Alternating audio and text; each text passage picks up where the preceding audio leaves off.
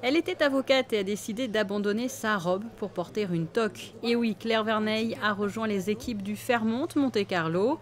Elle est aujourd'hui chef pâtissier et affiche un large sourire. Et pour cause, la cuisine est une passion qui l'anime depuis son plus jeune âge. Comme beaucoup de personnes, c'est grâce à ma grand-mère. En fait, j'ai eu la chance d'avoir une grand-mère qui avait fait les arts ménagers et qui avait dans sa villa devant des fleurs, mais derrière c'était le paradis. C'était des arbres fruitiers, c'était juste magique. Et donc c'est avec elle, voilà. J'ai hérité de ces chutes de pâtes que j'ai farinées généreusement dès l'âge de 3 ans. J'ai des souvenirs d'enfance, c'est lié au fait de chercher les œufs justement dans le jardin, des gâteaux d'anniversaire. C'est vrai que les souvenirs que j'ai, c'était des gâteaux où j'avais l'impression qu'ils étaient, que j'arriverais jamais à les finir. C'était des poules en chocolat, c'était des œufs, c'était l'odeur de la pâtisserie pour aller chercher le goûter. C'est vraiment, je crois que j'ai eu cette chance-là d'être entourée de bons produits très tôt et ça m'a marqué. Avant de rejoindre les cuisines du Fairmont Monte-Carlo, Claire Verneille a pu appliquer les conseils de sa grand-mère au cours de stages et de concours, comme celui de Masterchef sur TF1 où elle a décroché la 4e place. Je pense que j'étais très chanceuse là-dedans parce qu'une fois éliminée, j'ai démarché les chefs de ma région. Je ne pouvais pas dire ce que j'avais fait. J'ai dit j'ai fait un concours de cuisine.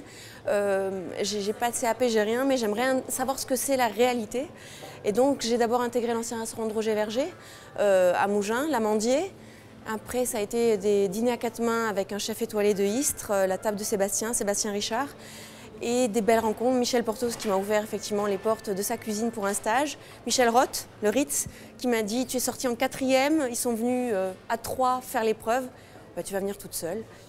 Aujourd'hui, elle travaille donc aux côtés d'un autre cuisinier réputé, Philippe Johannes, meilleur ouvrier de France, et apporte une jolie touche féminine à travers ses créations aux couleurs élégantes et aux formes originales, et qui se rapportent aux événements comme il y a quelques jours, la Saint-Valentin. Moi, je le connaissais du temps de Le Nôtre, où j'ai pris des cours. Après, je suis venue au Fairmont, déjà au Grand Prix l'an dernier, parce qu'ils voulaient une touche féminine pour faire des animations. C'est ce que j'ai fait. Et c'est vrai que je m'étais vraiment bien entendue, autant avec lui qu'avec l'équipe dirigeante, M. Ruggeroni, qui me disait « j'aimerais bien que peut-être vous fassiez quelque chose de façon assez régulière ». Et moi, mon métier m'en empêchait. Et c'est vrai, quand ils sont revenus avec cette proposition, au début, je crois que je ne l'ai pas prise au sérieux, parce que c'était tellement... oui, c'est un rêve. Et en fait, vous ne pensez pas en être capable. Et puis, vous vous rendez compte que vous venez, on vous ouvre les portes, on vous montre comment ça se passe. Et un accueil merveilleux. Et pour découvrir les bons desserts de Claire Verneille, un seul rendez-vous, le Fairmont Monte-Carlo.